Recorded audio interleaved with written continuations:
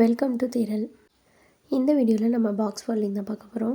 Centre pleats எல்லாம் iron பண்ணதுக்கப்புறமா எல்லா ப்ளீட்ஸும் டேபிள் பார்த்த மாதிரி திருப்பி போட்டுட்டு ஃப்ரண்ட்டில் இருக்க சின்ன போர்ஷனை பாக்ஸ் மாதிரி ஃபோல்ட் பண்ணிக்கோங்க.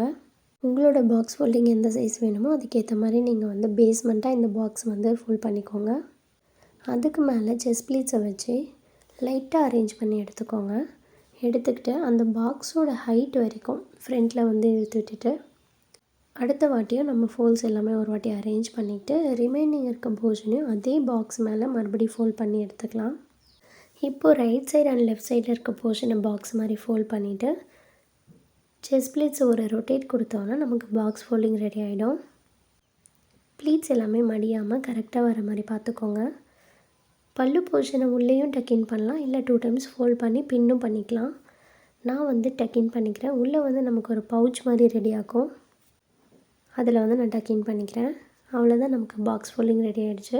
உங்களோட ஃபங்க்ஷனுக்கு சாரியை ப்ரிப்ளீட் பண்ணணுன்னா ஸ்க்ரீனில் தெரியிற நம்பருக்கு காண்டாக்ட் பண்ணி ப்ரிப்ளீட் பண்ணிக்கோங்க. உங்களுக்கு பிடிச்சவங்களுக்கு ப்ரிப்ளீட் பண்ண சாரியை கிஃப்ட் பண்ணி அவங்கள சர்ப்ரைஸ் பண்ணுங்கள். தேங்க்யூ.